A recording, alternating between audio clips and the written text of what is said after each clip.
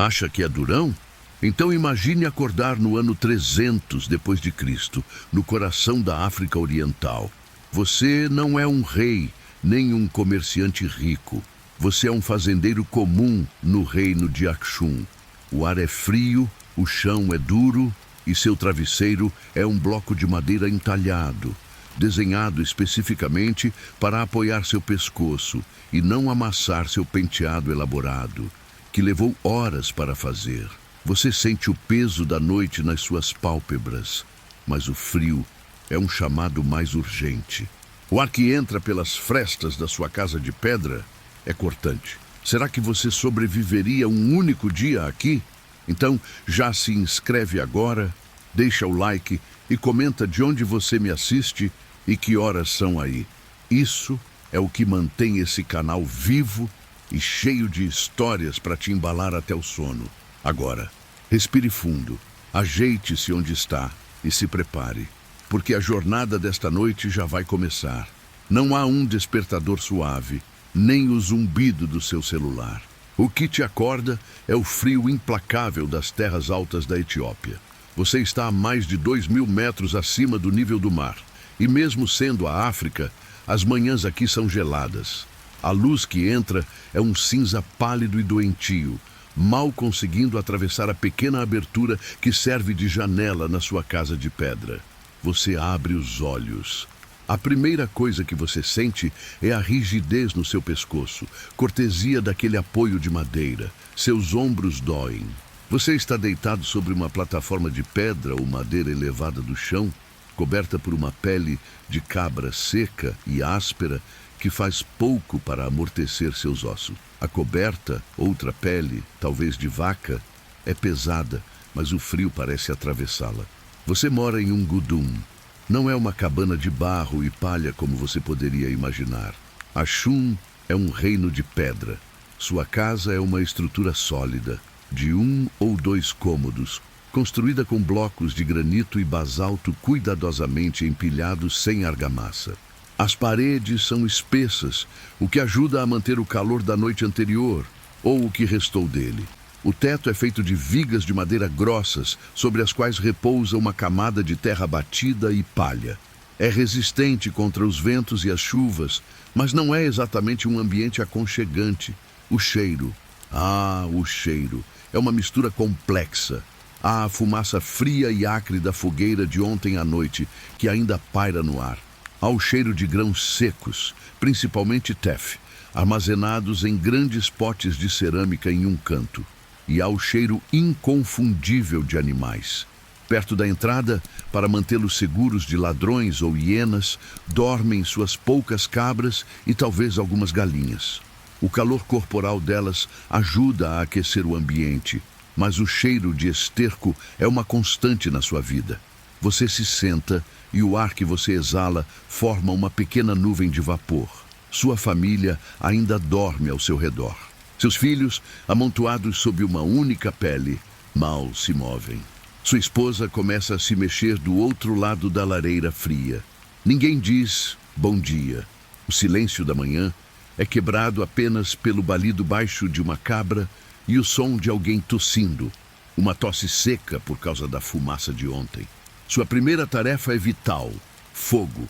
Você se arrasta da sua plataforma e seus pés descalços tocam o chão de terra batida. É frio como gelo. Você se agacha perto da lareira central, um círculo de pedras enegrecidas. As brasas de ontem estão cinzentas e quase mortas. Você sopra gentilmente, com cuidado. Uma pequena faísca laranja responde. Você alimenta essa faísca com o que tem: gravetos secos, cascas e o combustível mais confiável de todos, esterco de vaca seco. O esterco pega lentamente, mas produz uma fumaça densa e oleosa. O gudum não tem chaminé, apenas um pequeno buraco no teto. Antes que a fumaça decida encontrar a saída, ela primeiro enche o cômodo. Seus olhos começam a arder imediatamente. Você tenta não respirar fundo. A fumaça é uma companheira constante da sua existência. Você sabe que, em alguns anos, seus pulmões estarão escurecidos por ela. Enquanto o fogo ganha vida e começa a irradiar um calor mínimo, é hora do café da manhã. Esqueça qualquer coisa quente. Você vai até um dos grandes potes de barro e tira um pedaço de injera da noite anterior. É o pão básico da sua vida, um pão achatado, cinzento e esponjoso, feito do minúsculo grão de teff. Fria, a injera é borrachuda e tem um sabor distintamente azedo, resultado da fermentação. Para acompanhar, você pega uma tigela pequena de barro contendo shiro, um ensopado grosso de grão de bico ou lentilhas, também frio. Você rasga um pedaço da injera e a usa como colher para pegar o ensopado. É isso. Proteína e carboidrato. É nutritivo. É o que te dá energia para o dia. Mas o sabor é monótono e a textura é um desafio para um paladar moderno. Para beber, você pega um odre de couro pendurado na parede. A água está na temperatura ambiente, ou seja, fria, e tem um leve gosto de couro e poeira. Às vezes, há um pouco de tela rala, uma cerveja caseira de cevada ou teff. Mas hoje é só água. Você come rapidamente, em silêncio.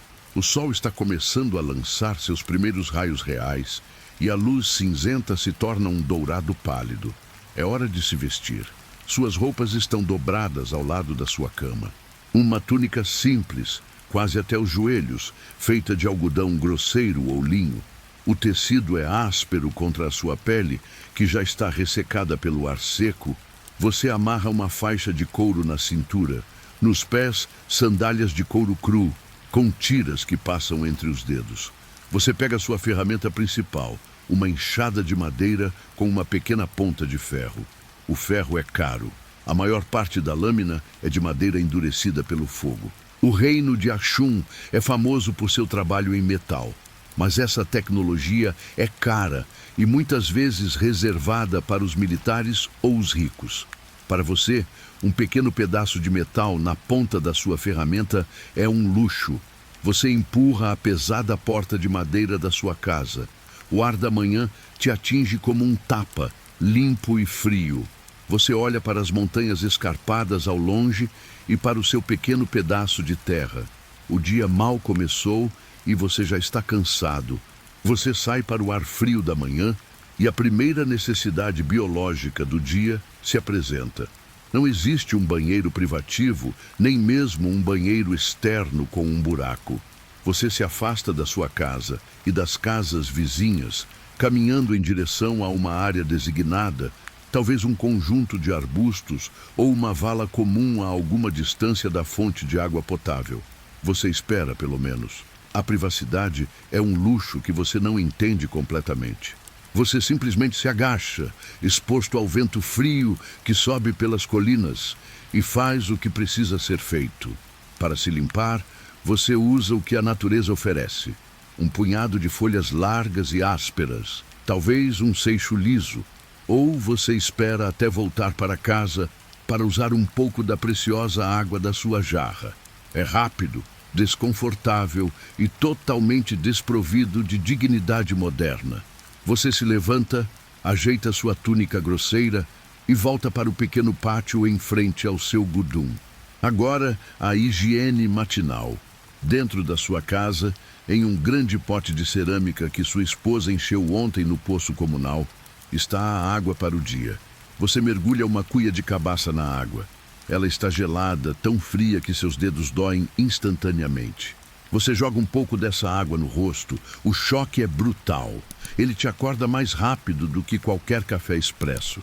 Você esfrega o sono dos seus olhos, a fuligem que se acumulou nos seus cílios por causa da fumaça da noite. Sabão, como você o conhece, não existe para você.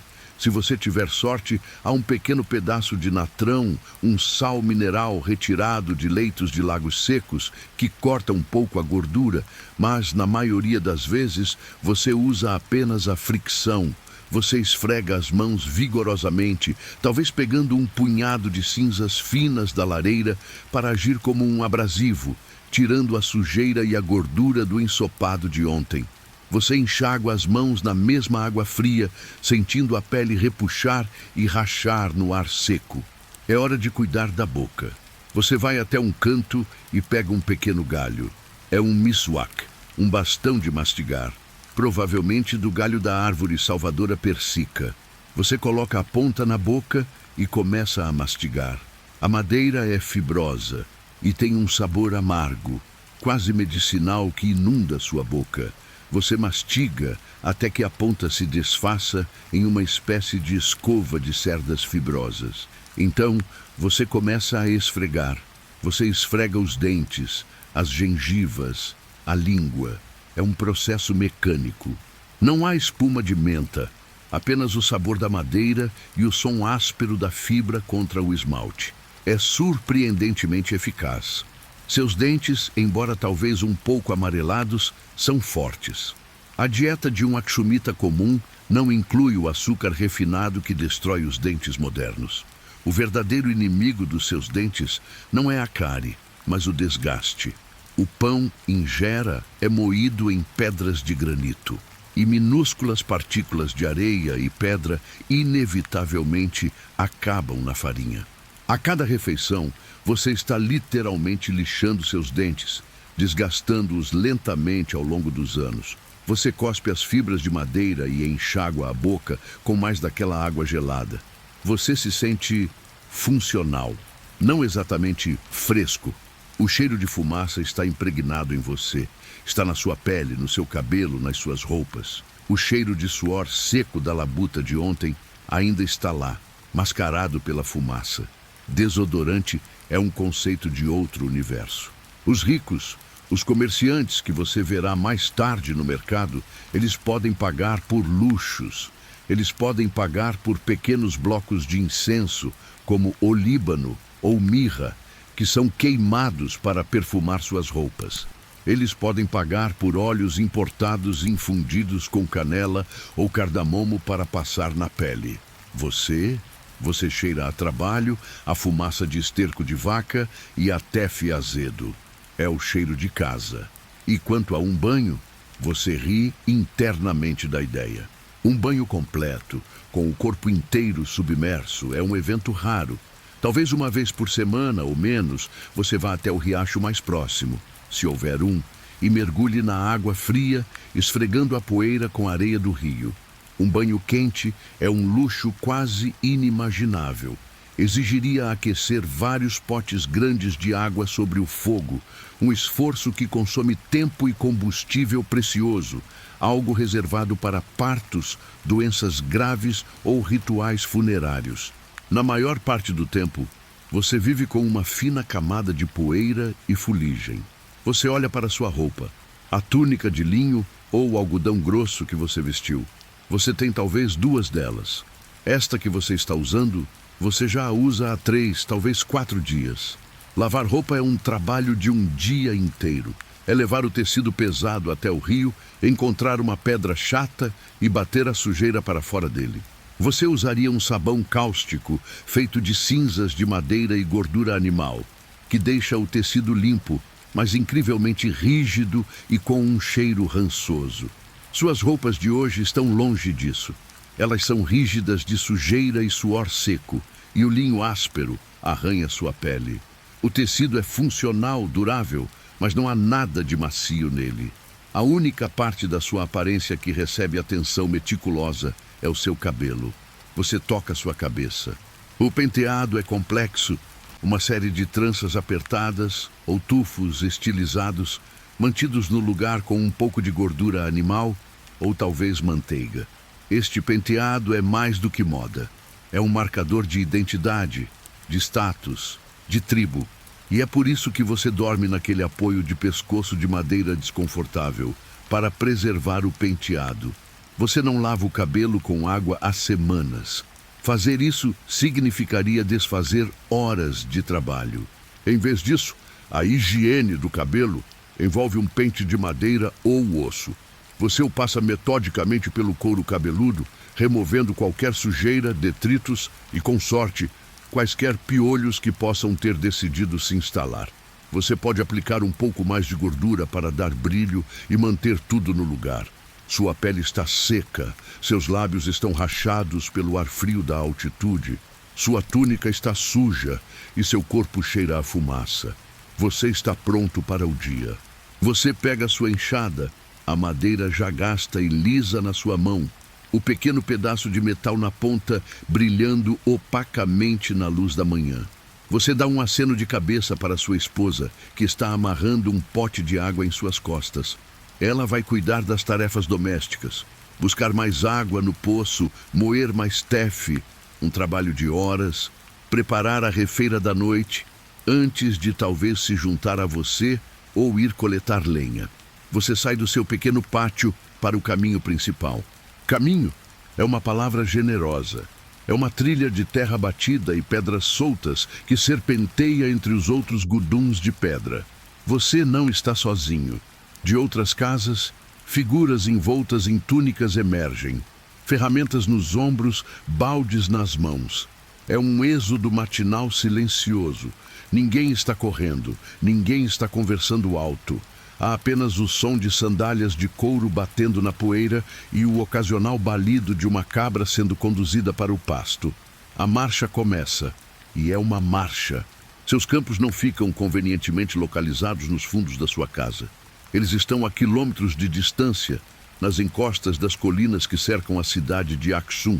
A cidade em si é para os administradores, os sacerdotes, os artesãos e os ricos. Você, a espinha dorsal do reino, vive na periferia e trabalha ainda mais longe. O ar, como você já notou, é frio e terrivelmente fino. A cada passo, você sente a altitude. Você está acostumado, mas isso não torna a subida mais fácil. Os caminhos são íngremes.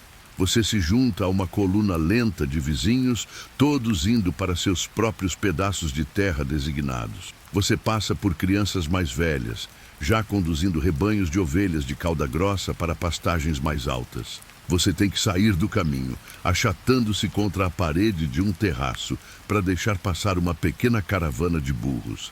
Eles estão carregados com sacos de grãos, indo para a cidade, provavelmente como pagamento de impostos ao nobre local ou ao templo.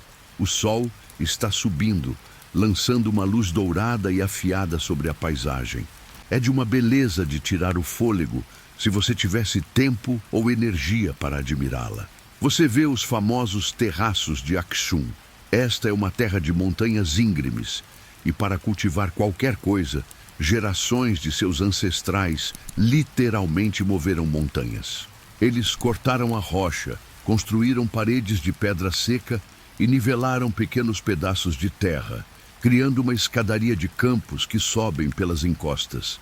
É uma maravilha da engenharia, nascida da necessidade desesperada. Sem esses terraços, as chuvas de verão simplesmente lavariam toda a terra fértil para os vales. Você caminha pelas bordas estreitas desses terraços. Um passo em falso o faria rolar encosta abaixo. Depois de quase uma hora de caminhada constante, subindo e descendo, você chega. Este é o seu lugar. Não é seu, claro. Você não possui terra. Você a trabalha. Ela pertence a um senhorio em Aksum, a quem você paga uma grande parte da sua colheita pelo privilégio de cultivar nela. Você olha para o seu pedaço de terra. É um pequeno retângulo de solo escuro e rico. E agora, o trabalho começa. Sua tarefa de hoje, capinar. Se fosse época de plantio, seria ainda pior. Você estaria lutando contra a terra dura com sua enxada, ou seguindo um par de bois magros puxando uma arecha, o arado de arrasto local. É uma ferramenta primitiva, basicamente um pedaço de madeira afiado com ponta de metal que apenas arranha a superfície do solo. Não o vira como os arados europeus fariam. Mas hoje é manutenção. O tefe já está com alguns centímetros de altura, uma grama verde e delicada. E entre ele, os intrusos, ervas daninhas. Você se ajoelha, ou melhor, você se agacha. É uma posição que você manterá pelas próximas 8 horas. Você começa em uma extremidade do terraço, seus olhos se fixam no chão. Tef, erva daninha. Você a arranca, raiz e tudo, e a joga em uma pilha. Tef, erva daninha. Tef, erva daninha. É um trabalho meditativo na sua monotonia, mas fisicamente brutal. Seus joelhos protestam. Sua região lombar começa a gritar após a primeira hora. O sol que era seu amigo relutante esta manhã, agora se torna seu inimigo. A altitude que torna as manhãs frias também torna o sol do meio-dia incrivelmente feroz. Não há camada espessa de atmosfera para filtrar os raios ultravioleta. Você sente o calor na parte de trás do seu pescoço, que já é de um tom de couro escuro. Não há árvores de sombra aqui em cima. Cada centímetro de terra arável é usado para cultivo. O tef é a sua vida. Este minúsculo grão, literalmente o menor grão do mundo, é o que faz a injera que você comeu. É um superalimento cheio de proteína e ferro, e incrivelmente resistente. Ele pode crescer aqui, onde o trigo ou a cevada, que seus vizinhos mais ricos cultivam em terras melhores, podem falhar. Mas o seu tamanho é uma maldição e uma bênção. Colhê-lo é um pesadelo de trabalho intensivo, cortando os caules delicados com uma foice. Semeá-lo é como tentar plantar poeira, misturando-o com areia para que o vento não o leve. E capiná-lo é este inferno de agachamento, porque as ervas daninhas crescem mais rápido e mais fortes do que as delicadas mudas de tef. As horas passam. O sol é seu único relógio. Você sabe que é meio-dia quando ele está diretamente acima de você. E não há mais sombra, nem mesmo quando você se encosta na parede do terraço. Você faz uma pausa. Você se senta na borda de pedra do terraço, suas pernas balançando sobre a queda de 2 metros para o próximo nível. Você desenrola um pequeno pacote que trouxe, mas injera fria. Você a mastiga lentamente, o sabor azedo misturando-se com o gosto de poeira na sua boca. Você bebe da sua cabaça de água. A água agora está morna e tem um gosto levemente terroso. Você não bebe muito. Você precisa que dure. Você olha para o vale. Lá longe, quase invisível, você pode ver as grandes estelas de Aksum perfurando o céu. Obras dos deuses ou dos reis. Elas parecem outro mundo. Elas são financiadas por isso. Por sua dor nas costas. Pelo suor que escorre pelo seu rosto, deixando rastros limpos na poeira. A riqueza de Aksum, sua capacidade de comprar vidro romano, sedas indianas e vinhos gregos, tudo isso repousa sobre essa grama fina e seu trabalho interminável. Você volta ao trabalho, o agachamento, a tração. Tef, erva daninha. Tef, erva daninha.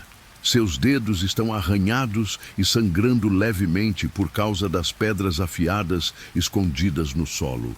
Suas unhas estão permanentemente cheias de terra escura. Você não está pagando uma academia. Você não está fazendo trabalho de quintal por diversão. Este é o seu 9 às 5, exceto que é mais um 5 da manhã aos 5 da tarde. O silêncio é quebrado apenas pelo vento que assobia nas encostas e pelo canto monótono de outro agricultor em um terraço próximo. Uma música para manter o ritmo e afastar a loucura da monotonia. Você é uma máquina orgânica e o combustível é injera fria.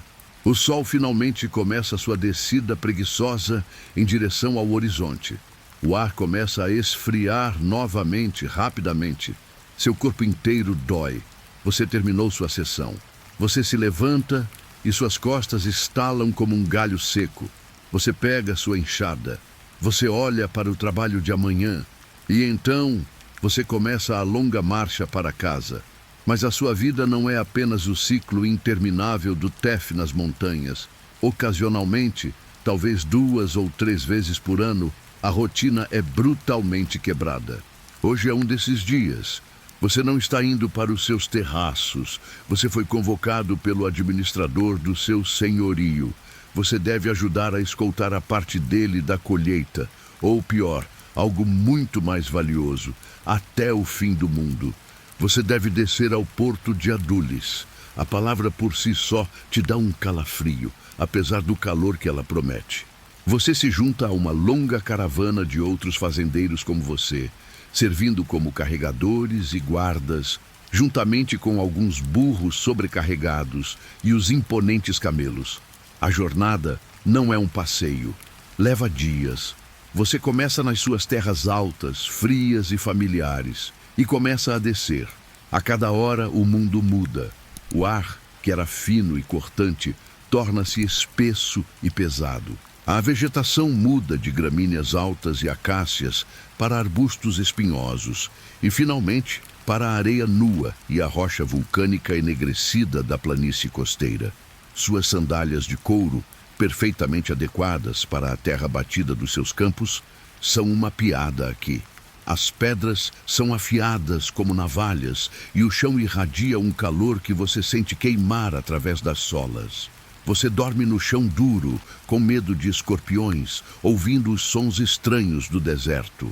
Você economiza sua água, que agora tem um gosto rançoso do odre de couro. Então, no que parece ser o 10º dia, mas provavelmente é apenas o 5º, você sente o cheiro. Não é um cheiro agradável, não é o perfume que você esperava. É o cheiro penetrante de sal podre, de peixe secando ao sol e de algas marinhas cozinhando na lama da maré baixa. E sob isso, algo mais. O cheiro de poeira de especiarias, o cheiro doce e pesado de incenso e o fedor de centenas de animais e pessoas aglomerados. Você chegou a Adulis. Siakshum, sua capital nas montanhas, é um lugar de ordem, pedra e poder solene. Adulis é seu oposto exato, um caos absoluto, vibrante e fedorento. É uma cidade baixa, espalhada ao longo da costa do Mar Vermelho, construída não daquele granito cinza e sólido, mas de blocos de coral esbranquiçados e tijolos de barro que parecem estar derretendo sob o sol. O calor aqui não é o calor seco das suas montanhas. É uma opressão úmida, um cobertor pesado e molhado que faz o suor grudar na sua túnica instantaneamente. Você mal consegue respirar. Você se move com a caravana para o coração pulsante da cidade, o mercado. E é aqui que seu cérebro de fazendeiro do interior simplesmente para. É um ataque sensorial. O barulho é a primeira coisa que te atinge. Não é o silêncio do seu campo de Tef. É uma cacofonia ensurdecedora. Dezenas de idiomas que você nem sabia que existiam colidem no ar pesado. Você ouve o grego koiné, a língua franca de todo o comércio do Mar Vermelho. Você ouve mercadores com peles claras, vindo de navios romanos de Berenice ou Alexandria, gritando ordens para seus marinheiros. Você ouve as línguas guturais dos comerciantes árabes do outro lado do mar, de Himyar e Sabá, seus rostos cobertos por turbantes para bloquear o sol. Você vê homens altos e escuros do sul, da terra de Punt, trazendo plumas de avestruz. Você vê 1 ou 2 mercadores da longínqua Índia, silenciosos e observadores, com sedas finas que parecem brilhar. E no meio de tudo isso está o seu próprio povo, os Ashumitas, falando Ge'ez e Tigrínia, tentando manter a ordem e garantir que os impostos do rei sejam pagos. Então os cheiros, esses são os perfumes. Você passa por um armazém aberto e o cheiro de pimenta preta te atinge tão forte que seus olhos lacrimejam. Pimenta em grão, empilhada como se fosse cascalho. Ao lado, sacos abertos de canela em pau, importados do outro lado do mundo. E então, a verdadeira riqueza de Aksum, o Líbano e mirra. Você vê grandes montes da resina cor de âmbar, parecendo pedras sem valor, mas você sabe, pelo jeito que os guardas as vigiam, que esses sacos valem mais do que sua aldeia inteira. É o cheiro que alimenta os templos em Roma e os rituais em todo o mundo conhecido. Você está na encruzilhada do planeta. Você vê as mercadorias entrando. Ânforas de barro gigantes, mais altas que um homem, cheias de vinho da Grécia e azeite da Síria. Caixotes de vidro romano, delicados e coloridos, que parecem magia. Lingotes de ferro e cobre, prontos para serem transformados nas armas que mantêm o reino seguro. Tecidos tingidos de azul índigo e púrpura tíria, cores tão vibrantes que machucam seus olhos, acostumados ao marrom e bege do seu linho caseiro. E você vê o que está saindo. Você vê as presas. Montanhas de marfim, tiradas dos grandes elefantes das savanas do interior, empilhadas no cais, brilhando em um branco creme sob o sol. Você vê peles de leopardo e chifres de rinoceronte, destinados a se tornarem luxos exóticos para nobres romanos. Você vê pilhas de cascos de tartaruga tão grandes quanto seus escudos. Você vê lingotes de sal cortados diretamente do deserto, tão valiosos quanto o ouro em algumas partes da África. E em um canto mais sombrio, mantido em silêncio, você vê o outro comércio. Pessoas, cativos de guerras no sul, seus olhos vazios, esperando para serem embarcados. Você é ninguém, um fantasma nesta máquina global.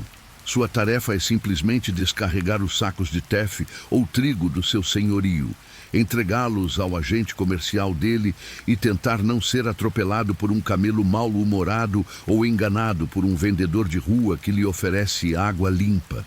O caos é hipnotizante. Você nunca viu tanta comida, tanta riqueza, tanta variedade. É barulhento, é sujo, é perigoso e é daqui que vem o poder de Axum. Você entrega sua carga, recebe um pequeno pão de cevada dura como pagamento e se encolhe na sombra de uma parede de coral, esperando a ordem para iniciar a exaustiva subida de volta às suas montanhas silenciosas e frias. Você está grato por ir embora. Você tem algumas horas antes que o líder da caravana decida que o calor diminuiu o suficiente para começar a brutal subida de volta. E você tem uma missão. Você não desceu todo esse caminho, sofrendo com o calor e as pedras, apenas como um burro de carga para o seu senhor. Você foi pago pelo seu serviço de escolta não com moedas, mas com um pequeno, mas pesado, saco de cevada extra da última colheita. Cevada que é muito mais valiosa aqui na costa do que nas suas terras altas, onde ela cresce razoavelmente bem. Seu objetivo? Sal. Você precisa de sal. Não é um luxo, é a vida. É o que impede sua comida de apodrecer, o que torna a monótona ingera palatável, e o que seu corpo anseia após dias de suor. Você também precisa de uma nova faca. A sua está gasta até o cabo. Você se embrenha no caos do mercado que observou antes, mas agora você é um participante, não um espectador. Você aperta o saco de cevada contra o peito. Você se aproxima de um homem sentado sobre uma pilha de blocos cinza-rosados. Ele é um comerciante de sal, do distante deserto de Danakil, um lugar tão quente que dizem que o fogo nasce espontaneamente do chão. Você aponta para a sua cevada e depois para um dos blocos de sal, os amolé. O comerciante, com a pele como couro e olhos que não piscam, mal olha para você. Ele mergulha a mão no seu saco, esfrega a cevada entre os dedos e balança a cabeça com desdém. Ele não quer cevada das terras altas. Ele quer trigo, o grão fino que os romanos compram. Ele te dispensa com um aceno. Você se sente frustrado. Seu estômago ronca. O cheiro de peixe grelhado vem de uma barraca próxima. Você se vira e vê um pescador vendendo longas tiras de peixe seco e defumado, penduradas como roupas em um varal. Uma ideia surge. Talvez o comerciante de sal não queira grãos, mas queira peixe da costa. Você se aproxima do pescador. Ele, felizmente, está cansado de comer peixe. Seus olhos se iluminam para a sua cevada. Começa a negociação. Não há palavras. Você abre seu saco. Ele aponta para um cacho de peixes. Você balança a cabeça. Não. Você oferece metade do saco. Ele ri. Uma risada seca. Ele aponta para o saco inteiro e para um cacho menor de peixes. Você hesita. É um roubo. Mas o sal... Você concorda. A troca é feita. Você agora é o dono infeliz de um cacho de peixes secos que cheiram como o fundo de uma doca. Você volta ao comerciante de sal, o cheiro de peixe, anunciando sua chegada. Você oferece o peixe. O comerciante de sal, que viveu meses no deserto sem nada além de carne de camelo seca, inspeciona o peixe. Ele cutuca o peixe com um dedo sujo. Ele cheira. Ele finalmente dá de ombros. Ele chuta um bloco de amolê na sua direção. É menor do que o que você queria e está quebrado em um canto, mas é seu. Você gastou metade de um dia de caminhada, um saco de cevada e sua dignidade. Tudo por um bloco de sal que agora você terá que carregar nas costas por 5 dias subindo a montanha. Você tenta negociar a faca, mas o ferreiro só está interessado em lingotes de ferro ou moedas. Você desiste. Então, enquanto você guarda seu bloco de sal em um pano, que você vê como a outra metade vive. A poucos passos de distância, um comerciante grego, vestido com um linho branco e fino que parece flutuar, aproxima-se de um vendedor de especiarias indiano. O grego está comprando pimenta preta, um punhado de grãos que vale mais do que você ganhará em um ano. Não há peixe seco, não há discussão sobre cevada. O grego tira uma pequena bolsa de couro. Você se aproxima, fingindo inspecionar um pote de cerâmica. Você quer ver. Você ouviu histórias sobre a invenção do rei. O grego despeja na mão uma cascata de pequenos discos de metal. Moedas. Elas brilham sob o sol impiedoso de Adulis. Você nunca tocou em uma.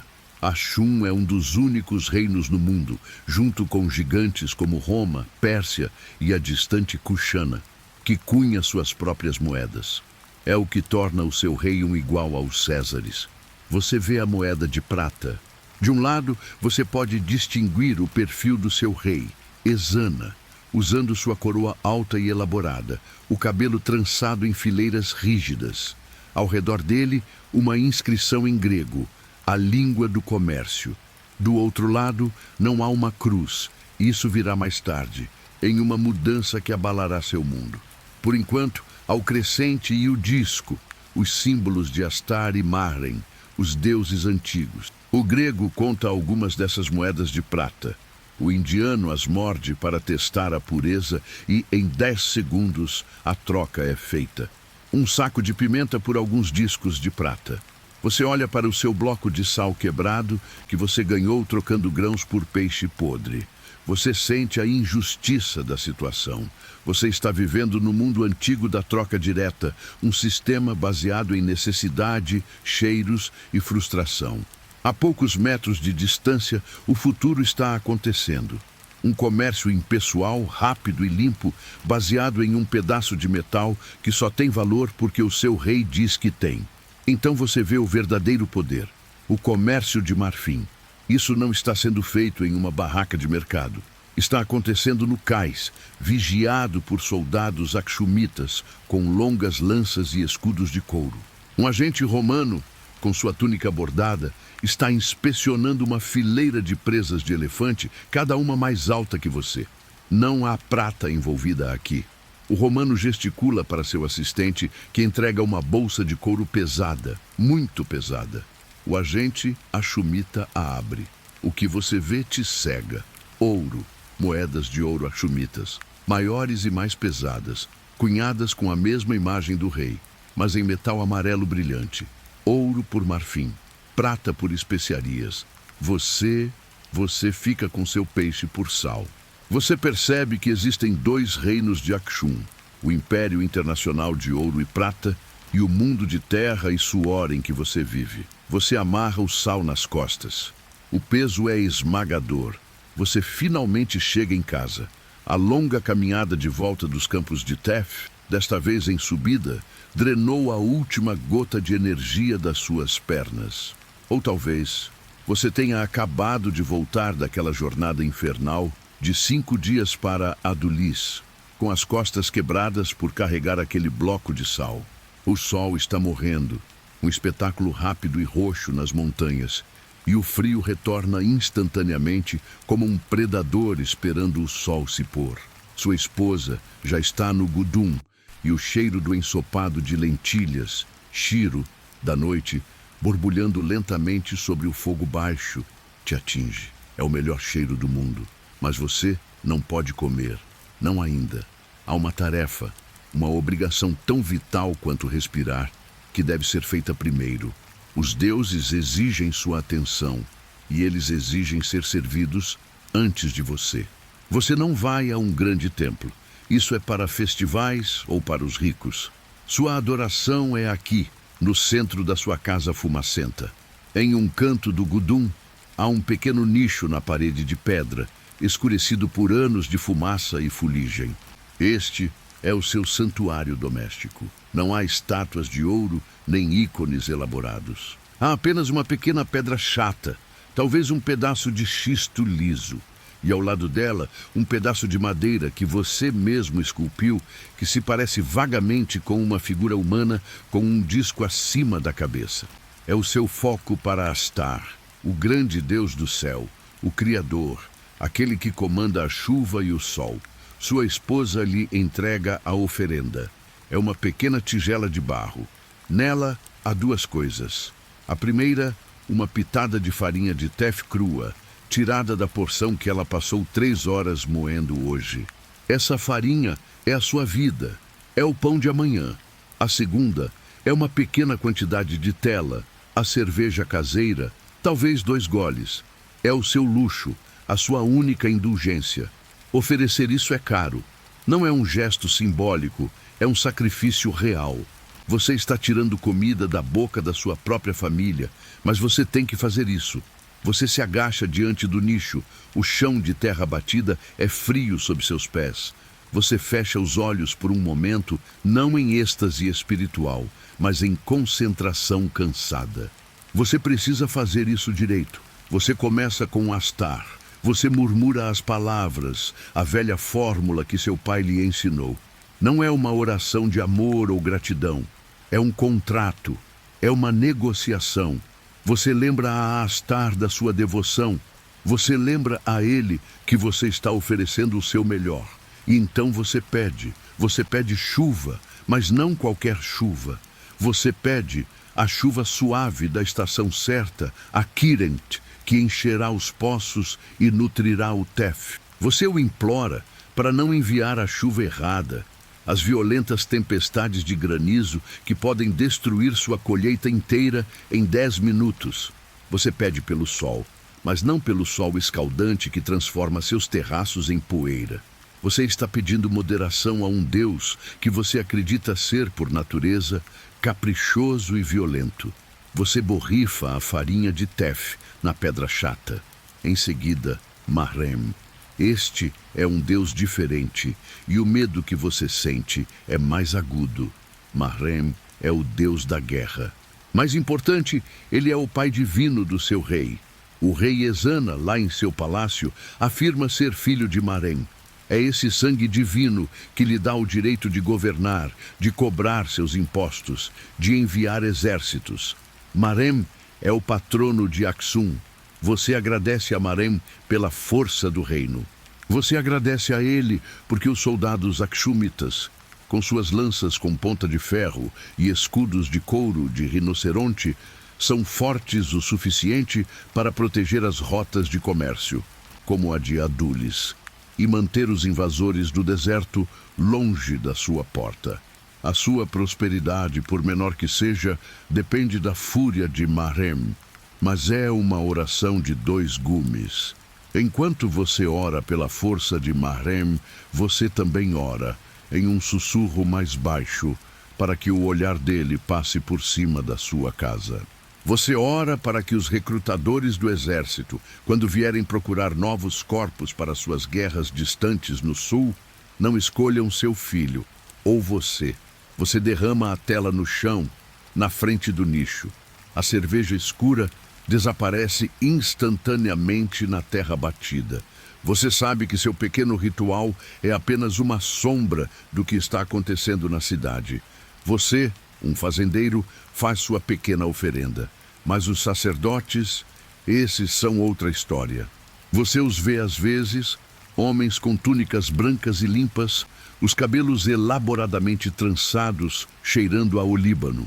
Eles controlam o grande templo perto das estelas, um edifício de pedra maciça com vigas de madeira que parecem ter vindo de árvores gigantescas.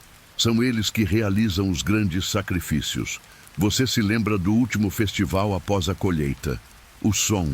Você se lembra do som, um mugido baixo de centenas de bois. O rei estava lá, envolto em sedas, e os sacerdotes passaram o dia inteiro sacrificando os animais. Centenas deles. O sangue corria em riachos nas pedras do templo. O cheiro de carne queimando e gordura derretida pairou sobre Akshum por uma semana. Isso, você pensa, é uma verdadeira oferenda. Uma oferenda para garantir que o sol realmente nasça, que o reino realmente continue. Sua pitada de farinha é apenas um eco humilde dessa carnificina gloriosa. Você também ouviu histórias dos comerciantes gregos em Adulis. Eles têm seus próprios deuses, Zeus, Ares, Afrodite. Os sacerdotes dizem que são os mesmos deuses, apenas com nomes bobos, que o Ares deles é apenas uma versão mais fraca do seu Marem. Faz sentido, você supõe. Em um mundo tão grande, com tantos povos, é claro que todos adorariam os mesmos deuses que importam: o céu, a guerra e a terra. Você sabe que o panteão de Akshum está relacionado aos deuses da Arábia do Sul, de onde vieram alguns dos seus ancestrais há muito tempo.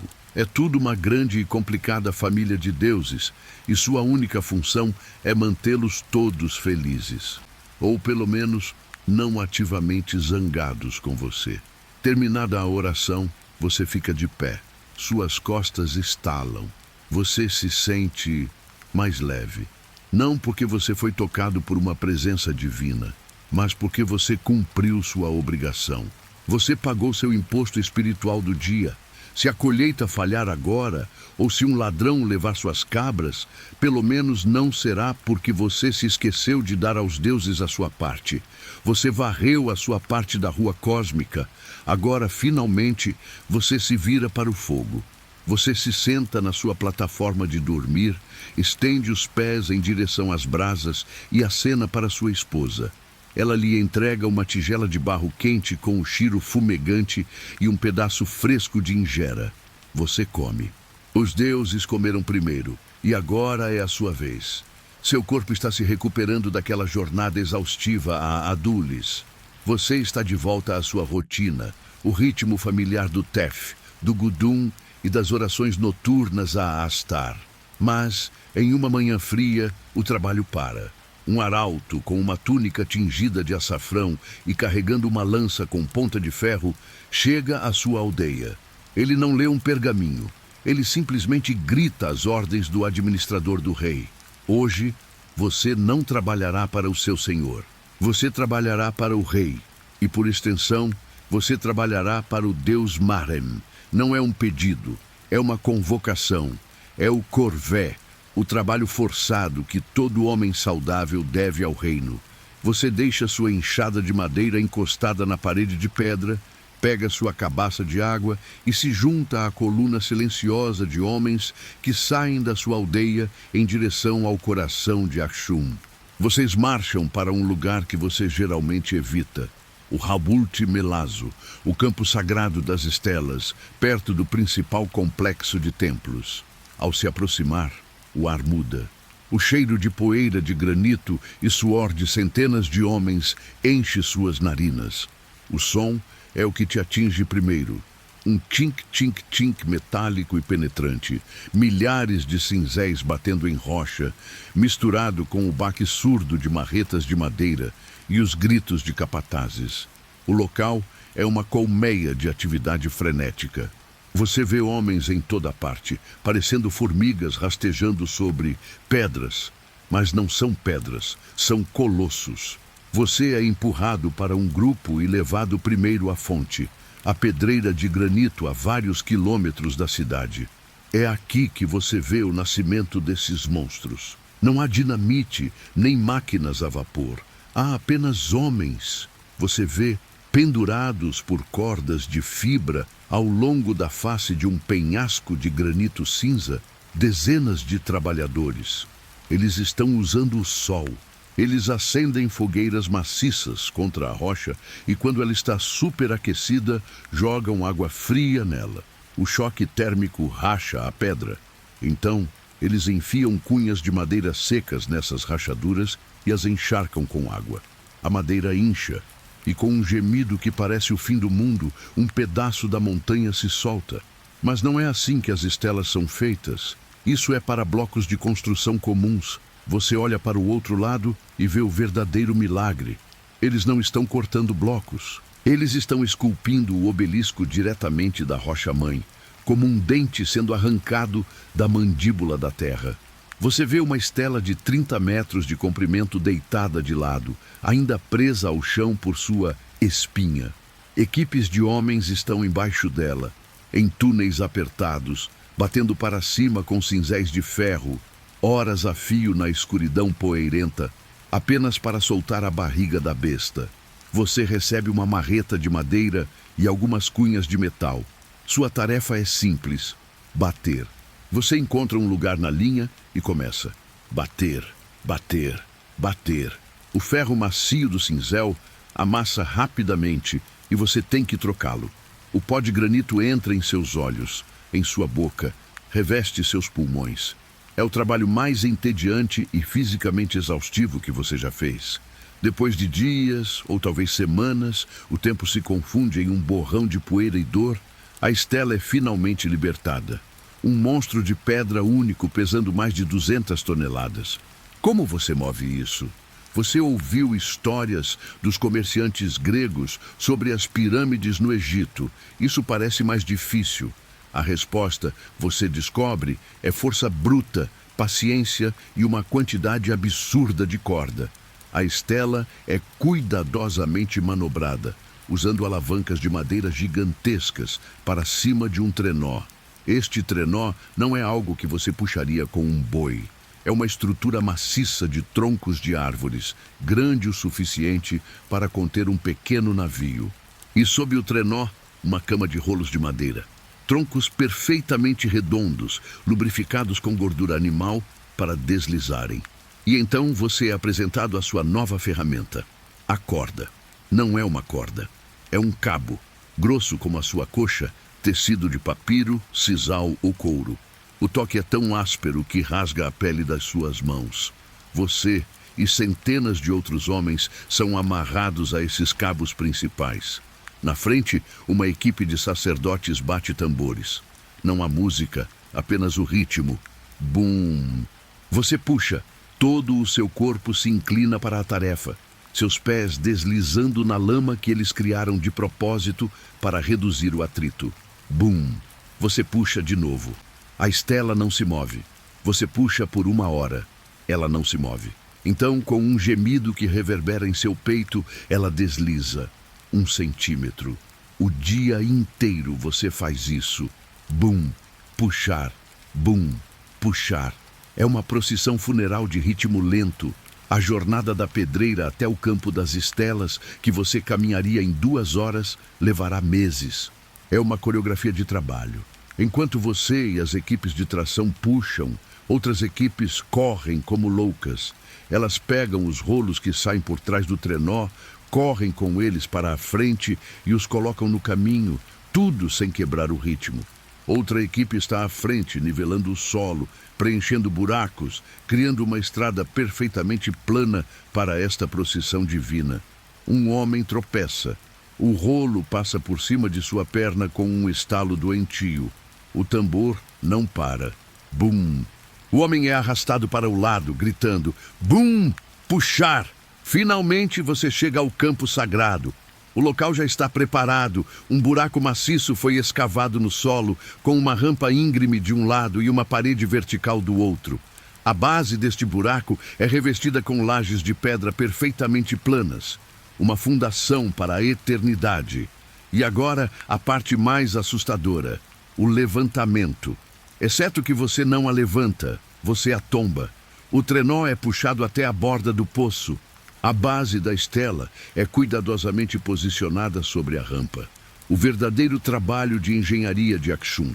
Você não é egípcio, construindo uma rampa para empurrar algo para cima. Você é Akshumita. Você usa a gravidade. A base do obelisco desliza para dentro do buraco e o topo se levanta no ar. Mas não o suficiente. Ele para em um ângulo. Agora, as cordas são presas ao topo da estela. Milhares de homens, incluindo você, mais centenas de bois mugindo, estão do outro lado do poço. O tambor começa de novo. Bum! Puxar. Desta vez você está puxando-a para a posição vertical. A tensão nas cordas é tão grande que você pode ouvi-las gemer, fibras estalando como raios. Se essa corda quebrar, todos na sua linha serão ceifados, e o obelisco se estilhaçará. Bum, puxar, bum, puxar. Ela se move, 1 grau de cada vez. O sol se põe. Vocês trabalham à luz de tochas. O sol nasce. Vocês continuam puxando. E então, após uma eternidade de esforço, com um puxão final coordenado, ela se encaixa. Há um tude ensurdecedor que viaja do chão, sobe por seus pés e chacoalha seus dentes. E então, silêncio. Você solta a corda, suas mãos são carne viva. Você olha para cima, e para cima, e para cima. Ela está lá, 24 metros de granito sólido, apontando perfeitamente para o céu. Você vê as esculturas que seus companheiros passaram meses fazendo. A porta falsa na base, as janelas falsas subindo, como se fosse a casa de um deus de pedra. É a maior coisa que você já viu. É um símbolo do poder do seu rei. É um marcador para o túmulo de um nobre que está lá embaixo. É um milagre. Você é dispensado. Recebe uma ração extra de pão e tela rançosa. E se arrasta para casa, exausto demais para sequer sentir orgulho. Você apenas sabe que o seu Deus-Rei está satisfeito. A vida reassume seu ritmo. O trabalho de erguer aquela estela monumental deixou seus ombros permanentemente doloridos. Mas é uma dor que se mistura à dor crônica da agricultura. Você está de volta aos seus terraços, capinando o tefe sob o sol impiedoso, sua vida definida pelo ciclo da colheita e pelos rituais que você executa para Astar e Marem. Mas algo está diferente. Há um zumbido no ar, um nervosismo. Os rumores que antes vinham da costa, de Adulis, agora estão sendo sussurrados nas próprias montanhas. Falam de um homem, um estrangeiro, um sírio chamado Frumentius. A história é bizarra. Ele e seu irmão, náufragos, foram levados à corte quando eram meninos. Por causa de sua educação grega, eles ganharam o favor do antigo rei. E agora, este Frumentius é o tutor do jovem rei Ezana. E ele está enchendo a cabeça do rei com ideias estranhas. Ideias sobre um único Deus. Um Deus que foi executado como um criminoso pelos romanos, mas que, de alguma forma, é mais poderoso que Astar. Você ri disso. Um Deus morto? Mahrem, seu Deus da guerra, devoraria tal Deus no café da manhã. Então, o dia chega. Não é um dia de festa. Não há sacrifícios. É um dia comum de trabalho, interrompido novamente pela chegada de um arauto do rei. O mesmo tipo de homem que o convocou para o trabalho nas estelas. Mas desta vez, sua mensagem não é sobre trabalho, é sobre o céu. Ele para na praça central da sua aldeia, desenrola um pergaminho, um luxo que mostra a seriedade do assunto, e lê a proclamação. A voz dele treme, como se ele mesmo não acreditasse nas palavras que está dizendo. Por decreto do poderoso rei Ezana, rei de Axum, de Imiar e de Sabá, o Deus dos cristãos é agora o único e verdadeiro Deus. O rei é o servo de Cristo. Silêncio. Um silêncio tão profundo que você pode ouvir o vento assobiando nos beirais de pedra. O quê? O arauto continua, agora gritando as novas regras, como se a força pudesse torná-las reais. Todos os sacrifícios a Astar, Marem e aos outros deuses estão proibidos. Os templos, incluindo o grande templo do touro perto das estelas, serão purificados e reconsagrados ao novo Deus. A adoração de ídolos domésticos é proibida. Você congela. Você pensa imediatamente no seu pequeno nicho no Gudum, na pedra chata para Astar. No seu amuleto de madeira, você está, de repente, em violação da lei divina e da lei do rei. O arauto termina, enrola o pergaminho e sai rapidamente, sem olhar nos olhos de ninguém, deixando sua aldeia em estado de choque silencioso. A mudança é sísmica. É como se o rei tivesse declarado que o sol agora nascerá no oeste. Sua esposa olha para você naquela noite, os olhos arregalados de medo. O que vocês fazem com o santuário? Você não ousa destruí-lo. E se Astar ainda estiver observando, E se esse novo Deus for apenas um capricho passageiro do rei e o velho Deus do céu, furioso, decidir reter a chuva para sempre? O medo do novo Deus é abstrato. O medo da seca é real e imediato. Vocês decidem, em sussurros, simplesmente cobrir o nicho. Você o esconde atrás de um feixe de lenha. Você não o destrói, mas também não o usa. Você está preso em um limbo espiritual aterrorizante. Em poucas semanas, o mundo começa a parecer diferente. Você vê os sacerdotes de Mahrem, aqueles homens orgulhosos que cheiravam a incenso e sangue de touro. Alguns deles agora usam túnicas simples e carregam um novo símbolo, uma cruz de madeira. Eles estão aprendendo novos cânticos em grego e cada vez mais na sua própria língua, o Ge'ez. O próprio Frumentius, agora chamado de Abba Salama, o pai da paz, foi nomeado o primeiro Abuna, o líder de toda esta nova fé.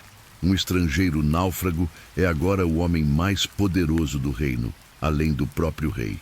A curiosidade, um fato que você não consegue entender, é a velocidade com que tudo muda. O rei Ezana não está brincando. Esta não é uma sugestão, é uma ordem. E ele tem a ferramenta perfeita para provar isso. Um comerciante que volta de Adulis passa pela sua aldeia e paga por sua comida com algumas moedas de bronze. Você olha para elas. Você se lembra das moedas de prata e ouro que viu no porto, aquelas com o perfil do rei e os símbolos dos deuses antigos, o crescente lunar e o disco solar. Elas se foram. Na nova moeda que o comerciante lhe entrega, o perfil do rei Ezana ainda está lá, mas o crescente e o disco foram substituídos. Agora, em ambos os lados, está a cruz. Seu rei literalmente substituiu os deuses em seu dinheiro. É uma das primeiras vezes na história mundial que isso acontece. O reino de Axum está gritando para o mundo, para Roma e para todos os outros. Nós mudamos, nós somos cristãos. Para você, no entanto, é mais complicado. Você é levado a uma nova cerimônia. O antigo templo de Mahrem foi limpo do sangue e da fuligem.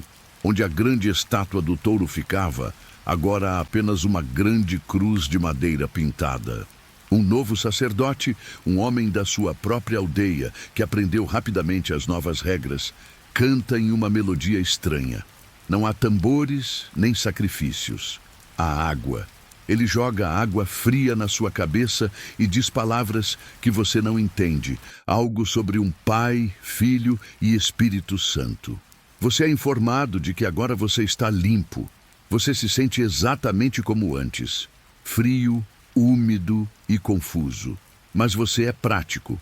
Você é um fazendeiro. Você precisa que suas colheitas cresçam. Você costumava rezar a Astar pela chuva. A quem você reza agora? O sacerdote diz para você rezar ao Pai Celestial. Então você o faz. Você vai ao seu terraço, olha para o céu e murmura: ó Pai Celestial, por favor envie a chuva, a Quirent, não granizo, assim como Astar costumava fazer. Você cerca suas apostas. Os sacerdotes lhe dizem para não adorar o sol. Então você para de se curvar a ele pela manhã. Mas você ainda se sente grato quando ele nasce. Eles lhe dão novos nomes para rezar. Micael, o anjo guerreiro, que soa muito como Mahrem. Então você acha que ele deve ser responsável pelas mesmas coisas. Mariam, a mãe do novo Deus, que parece gentil e pode entender sobre fertilidade e colheitas. Lentamente, muito lentamente, os nomes mudam, mas as suas necessidades e seus medos permanecem os mesmos. O seu mundo não se tornou menos supersticioso. Ele apenas recebeu um novo conjunto de regras e um novo elenco de personagens celestiais. Você se lembra daquela oração que fazia no silêncio do seu gudum, pedindo a Marem que os recrutadores do exército passassem direto pela sua porta? O novo Deus dos cristãos, ou talvez o velho Deus da guerra, não ouviu. Ou talvez eles tenham ouvido e decidiram que seu destino não era empurrar um arado, mas carregar uma lança. O dia em que os soldados vieram à sua aldeia, você não estava no campo. Você estava consertando o muro de pedra do seu pátio. Eles viram seus ombros, largos e fortes, por uma vida inteira levantando pedras e balançando uma enxada. Eles não perguntaram. Eles o pegaram. Sua esposa chorou, mas você não. O medo era frio demais para lágrimas. Agora, você é um soldado do rei Ezana, uma engrenagem na poderosa máquina militar que protege a riqueza de Aksum. Sua casa não é mais o seu gudum fumacento, é uma guarnição. Um edifício de pedra longo e baixo, construído ao lado de um trecho vital da estrada da montanha que leva a Adulis. É um ponto de controle, uma fortaleza em miniatura. Você dorme em um beliche de pedra, uma plataforma nua, lado a lado com outros 30 homens. O cheiro é diferente. Não é o cheiro de tefe azedo, esterco de cabra e fumaça de casa. É o cheiro de suor de homem, de couro curtido, de óleo de lâmpada rançoso e de tela, cerveja, derramada, que azedou no chão de terra batida. É um cheiro rançoso e agressivo. Você não tem mais suas 2 túnicas de linho áspero. Você recebeu um uniforme, uma túnica de couro mais curta e grossa, endurecida para desviar um golpe de raspão. Sandálias melhores, com solas grossas de couro de boi. E, o mais importante, o ferro. Você não toca mais em uma enxada de madeira com uma pequena ponta de metal. Em suas mãos, agora está a Dori, uma lança longa e pesada com uma folha de ferro larga e cruel. É lindamente feita, balanceada e mortal. Em seu quadril está um seife, uma espada curta de ferro, de 2 gumes, projetada para estocar no caos de uma linha de escudos. E no seu braço esquerdo, você carrega o escudo. É redondo, feito de couro de rinoceronte, tão grosso e duro que poderia parar uma flecha ou um golpe de lança. Você é uma arma, você é propriedade do Estado. E o Estado alimenta bem suas armas. Sua manhã não começa mais com ingera fria. Antes mesmo de o sol nascer, um chifre soa. Você se levanta no escuro frio, veste seu equipamento e vai para o pátio de exercícios. Vocês treinam por 1 hora, praticando formações de parede de escudos, avançando e recuando ao som de um tambor. É exaustivo. Só então você come. Vocês se alinham em frente a um caldeirão de bronze fumegante. O café da manhã é uma tigela de barro cheia de mingau. É um papa grosso de cevada ou sorgo, cozido com sal e, se o cozinheiro estiver de bom humor, um pouco de gordura de cabra. Não tem sabor, mas é quente. Você o come com uma colher de madeira, engolindo a pasta quente que gruda nas suas costelas. Você também recebe um pão. Não é a ingera macia e esponjosa. É um pão de cevada duro e denso, quase um biscoito. É feito para durar, não para ser apreciado. Você o mergulha no mingau para amolecê-lo. É o suficiente para encher seu estômago e parar os tremores do frio. Então, o dever. Você marcha com seu esquadrão de 10 homens para o seu posto.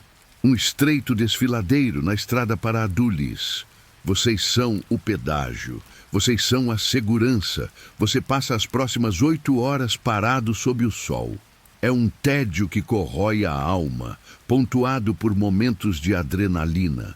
Você para as caravanas que sobem de Adulis, seus camelos carregados de ânforas de vinho, seda e vidro.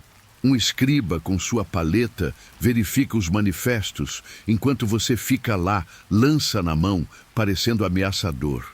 É o seu trabalho garantir que nenhum comerciante esteja contrabandeando mercadorias sem pagar o imposto do rei. Você, para os peregrinos, os mensageiros e os fazendeiros locais, trazendo suas galinhas para o mercado. No meio do dia, outro caldeirão chega em uma carroça de burro. O almoço. Você não para de trabalhar. Você come no seu posto. Você ganha outra fatia daquele pão de cevada duro. Desta vez, vem com acompanhamentos. Um punhado de tâmaras secas. Elas são incrivelmente doces, pura energia de açúcar para mantê-lo em pé. E o melhor de tudo, carne. Não é um ensopado, é quanta. Tiras de carne de boi ou cabra, curadas no sol com sal e uma camada espessa daquela mistura de especiarias vermelhas, o berbere. É duro como sola de sapato. Você tem que rasgar com os dentes e mastigar por 10 minutos para engolir um único pedaço. Mas é carne, é proteína, é sal. É o sabor mais poderoso do mundo e enquanto você o mastiga, você se sente forte. Você bebe de seu odre de água, que é estritamente racionado. O dia termina. Você marcha de volta para a guarnição, suas pernas pesadas, os ombros doloridos pelo peso do escudo. E você é recompensado. O jantar é a razão pela qual você suporta o dia. O cheiro que sai da cozinha do quartel é glorioso. Você se senta com seus companheiros em bancos de pedra. Você recebe sua tigela. Desta vez, ela está transbordando. É um ensopado rico e vermelho, borbulhante e oleoso. É fata. O cozinheiro pegou as sobras de pão duro e as despedaçou, misturando-as em um caldo espesso feito de ossos, tomate ou o que quer que eles usem, e uma quantidade generosa de berbere picante. E flutuando nele estão pedaços maciços de carne. Carne de cabra, cozida lentamente o dia todo até se desfazer. Você come com as mãos, usando mais pão para absorver o molho. O tempero queima sua boca, mas de um jeito bom. O calor se espalha pelo seu peito. Como fazendeiro, você comia carne talvez 4 ou 5 vezes por ano em festivais. Como soldado, você come todos os dias. O reino entende que um exército alimentado com mingau é fraco. Um exército alimentado com carne conquista nações. E depois da comida, vem a bebida. Não é uma pequena cuia de tela caseira. Você recebe um chifre de bebida cheio. A cerveja do exército é mais forte, mais espessa. É turva e azeda, mas nutritiva. É o seu pagamento. Você bebe e o calor do álcool se junta ao calor do ensopado. Você ri com os outros homens. Você ouve histórias de batalhas no sul contra os povos beja. Você ouve piadas grosseiras sobre os comerciantes gregos. Por um momento, você esquece que sua vida não é sua. Você está bem alimentado, você está forte e está bêbado. É uma vida melhor, até o dia em que o chifre soar não para o treino, mas para a guerra. Mas esta noite, você é um rei alimentado com carne. Sua vida como soldado na guarnição, embora melhor alimentada, é dura e monótona.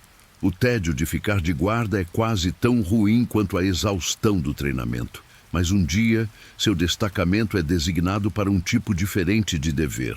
Não é patrulha, não é cobrança de impostos. É trabalho manual, mas de um tipo muito diferente. Um nobre local, um dos principais conselheiros do rei Ezana, está expandindo sua propriedade.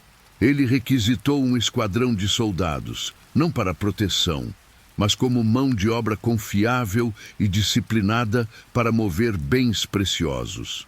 Você é dispensado do seu posto de lança e ordenado a marchar para o que eles chamam de Palácio de Dungur. Você já ouviu o nome. É conhecido como o Palácio da Rainha de Sabá pelos locais, embora você saiba que isso é apenas uma história antiga.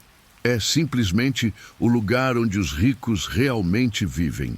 Você marcha pelas ruas mais organizadas da própria Aksum, longe das cabanas de pedra da sua antiga aldeia. Você chega a um muro. Não é um muro de terraço, é um muro de perímetro, com mais de 3 metros de altura, feito de pedra perfeitamente cortada. Um portão de madeira maciça, reforçado com bandas de ferro, se abre para vocês. Você entra e seu primeiro pensamento é que isso não é uma casa, é uma pequena cidade. O complexo é vasto. Você está em um pátio externo, mas mesmo este pátio é maior do que toda a sua aldeia. O chão é de lajes de pedra, não de terra batida.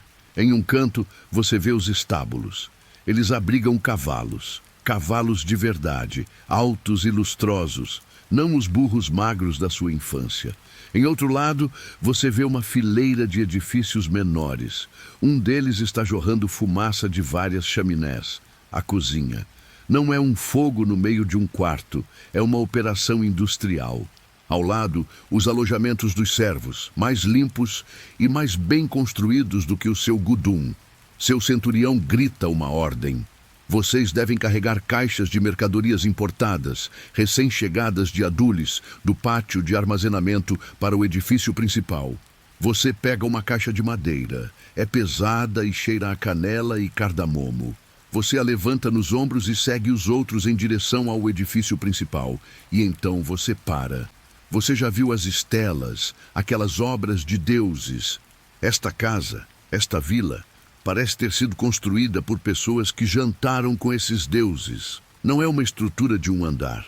Ela se ergue, maciça, com 2, talvez 3 andares em alguns lugares.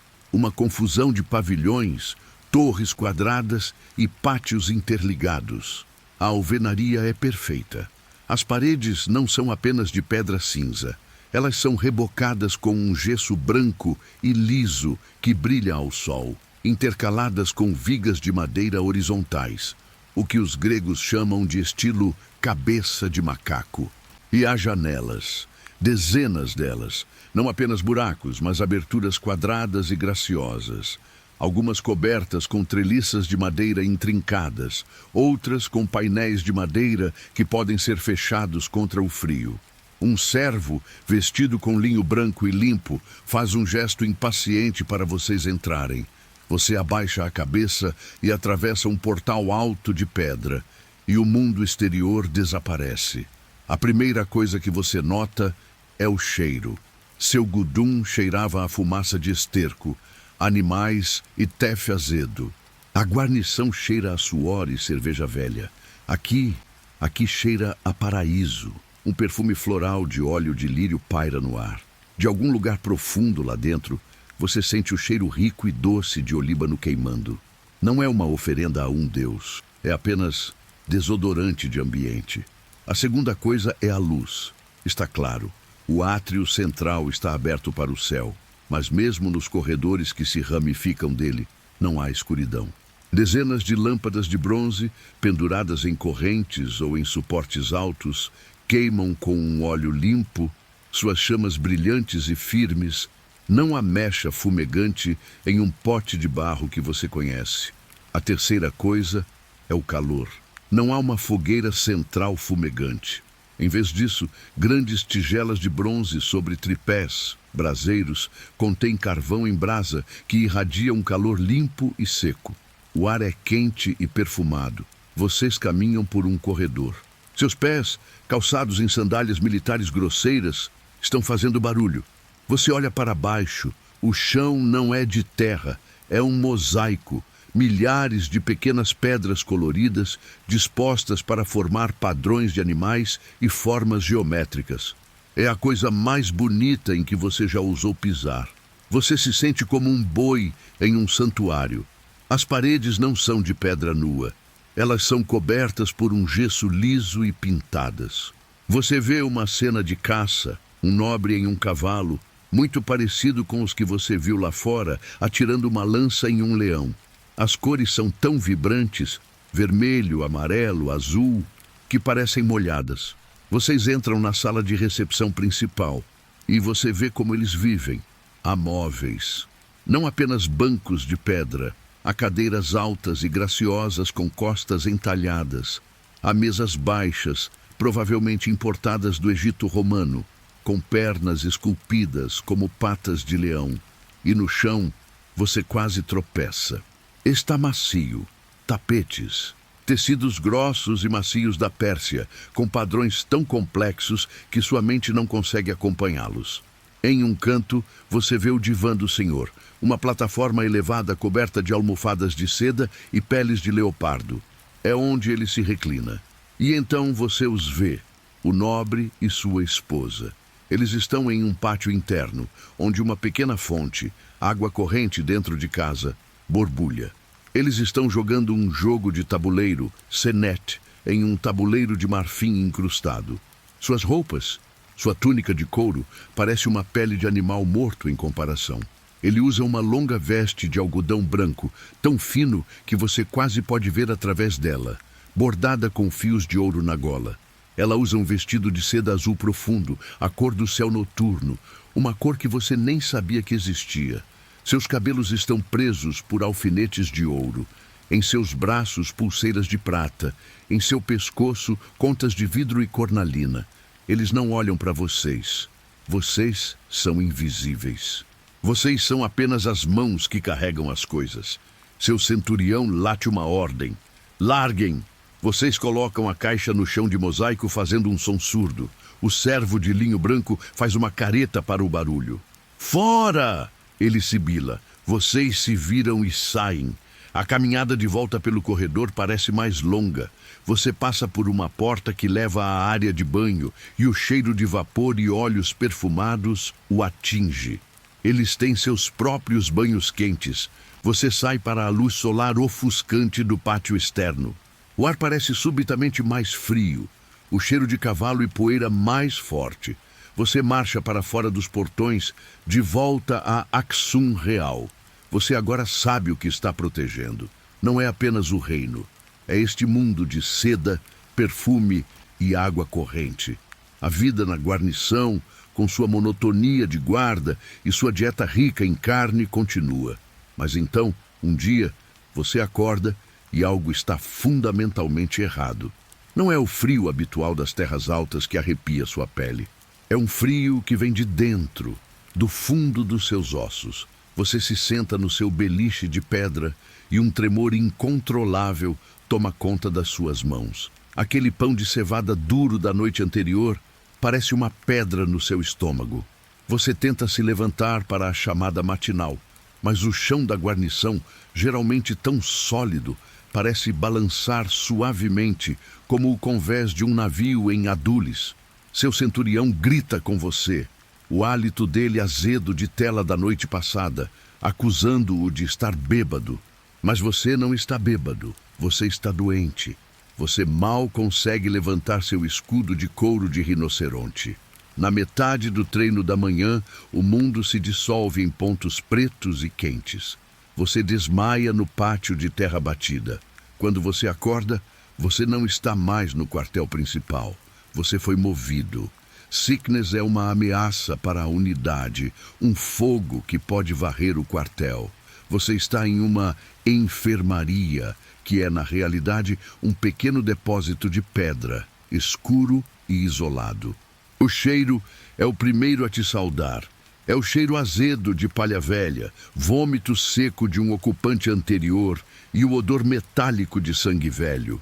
Você está deitado sobre uma esteira de palha, coberto por um cobertor de lã de cabra que parece ter sido tecido com espinhos, e você está queimando.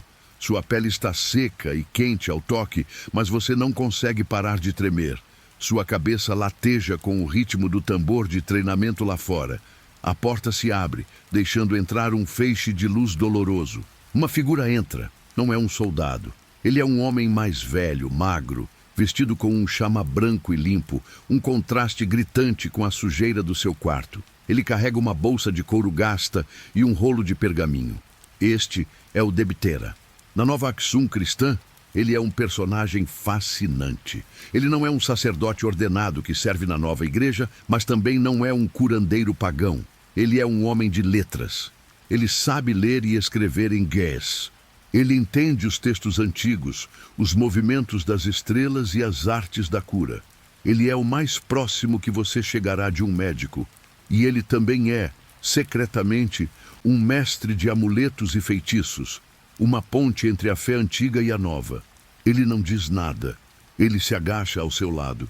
Seus dedos, surpreendentemente frios, abrem suas pálpebras para olhar seus olhos. Ele cheira seu hálito. Ele pressiona seu abdômen e você grita quando ele encontra o ponto dolorido. Ele balança a cabeça, murmurando para si mesmo. O diagnóstico para ele é claro. Você foi atingido por Mitch, uma febre demoníaca, um vento mau que entrou em você. Ou, em termos mais práticos que ele também entende, graças ao conhecimento médico grego que flui para Aksum, seu sangue está quente e corrompido. O tratamento será duplo. Ele deve expulsar o mal físico e o mal espiritual. Ele começa com o físico. Ele abre sua bolsa de couro e tira um pequeno saco de linho. Dentro, um pó cinza esverdeado. Ele mistura este pó com água fria em uma cuia de cabaça e a ergue até seus lábios. Beba, ele comanda. Você obedece. O sabor é indescritível. É a coisa mais amarga que você já provou. Uma concentração de terra, folhas podres e fel. É coço, uma infusão da flor da árvore Hagenia, um purgante violento. O efeito é quase imediato. Pelas próximas horas, seu corpo se esvazia. Você é virado do avesso, expelindo o conteúdo do seu estômago e intestinos em um balde de madeira, até que tudo o que resta é bile aquosa e cãibras que o fazem chorar. O Debtera assiste a tudo isso com uma satisfação clínica. Ele está limpando a casa. Você fica ali, exausto, desidratado, mas a febre ainda queima. A purga não foi suficiente. O sangue ainda está quente. O Debtera abre outro compartimento de sua bolsa. Você ouve um som suave, úmido e rastejante. Ele tira um pote de cerâmica. Dentro, movendo-se lentamente no fundo lamacento, estão elas, sanguessugas, grandes, escuras e brilhantes. Você sente um arrepio de terror que não tem nada a ver com a febre. Ele as pega uma por uma, com uma pinça de bronze. Ele coloca uma no seu peito, uma em cada braço, uma na sua testa quente. Você sente a picada inicial, uma pequena mordida fria e afiada. E então, nada. Apenas uma sensação estranha e pulsante de sucção. Você está fraco demais para lutar. Você apenas observa, em um estupor febril, enquanto as criaturas começam a inchar. Elas ficam gordas e pretas, cheias do seu sangue corrompido. Depois de uma hora, quando elas estão tão cheias que parecem uvas escuras, elas caem sozinhas. O Debtera as recolhe e as joga em um canto. Pequenos riachos de sangue escuro escorrem dos locais das mordidas e ele não faz nada para estancá-los. Você precisa sangrar. Agora, a parte espiritual. A febre Mitch ainda pode estar pairando. O Debtera desenrola seu pergaminho. Ele pega sua caneta de caniço e um pote de tinta preta. Ele começa a escrever, cantando em voz baixa em Ge'ez. Ele não está escrevendo uma receita. Ele está escrevendo um amuleto. Ele desenha um quadrado mágico, nomes de anjos como Micael e Gebrael, e palavras de poder destinadas a prender o demônio da febre. Ele termina o texto. Então, ele mergulha o pergaminho escrito na sua cuia de água. A tinta de fuligem se dissolve, tornando a água cinza. Beba, ele comanda novamente. Você bebe as palavras sagradas. A própria magia deve entrar em você. Ele então escreve outro amuleto, este em um pequeno quadrado de pergaminho limpo. Ele o dobra cuidadosamente em um minúsculo pacote. O costura dentro de um saquinho de couro e o amarra firmemente em volta do seu pescoço. Nunca abra isso, ele avisa. Se você o fizer, a febre retornará. Você fica ali, purgado, sangrado e agora magicamente protegido. O Debtera limpa suas ferramentas. Ele não espera para ver se funciona. Seu trabalho está feito. Ele lhe deu as ferramentas para lutar. O resto é com você e o novo Deus cristão. Você passa dias naquele quarto escuro. Você flutua dentro e fora da consciência. Às vezes, um companheiro de esquadrão traz água que você bebe avidamente. Você tem sonhos estranhos, visões do palácio de Dungur, das estelas se movendo sozinhas, de demônios de febre sendo expulsos pelas sanguessugas. Então, uma manhã, você acorda. Você está encharcado. A esteira de palha está colada em suas costas. Mas não é a febre, é suor. Um suor frio e limpo. A febre quebrou. Você está fraco como um recém-nascido. Você está com fome. Você sobreviveu. Você não sabe se foi o coço, as sanguessugas, o amuleto ou o tempo. Você apenas sabe que está vivo. Você toca o amuleto em seu pescoço. Você decide que nunca o tirará. O sol se foi. Nas terras altas de Aksum, não há um crepúsculo longo e preguiçoso. A luz é um interruptor. Um momento, o céu está em chamas púrpuras e laranjas. No momento seguinte, a escuridão absoluta e fria sobe pelas montanhas como uma inundação. Você terminou seu dia. Talvez você tenha voltado da sua longa e dolorosa jornada dos terraços de Tef, com as costas rígidas e as mãos arranhadas. Ou talvez sua temporada de serviço forçado na guarnição tenha terminado e você tenha voltado para sua família. O cheiro de couro e fata de soldado ainda pairando sobre você, mas seu coração está mais leve por estar em casa.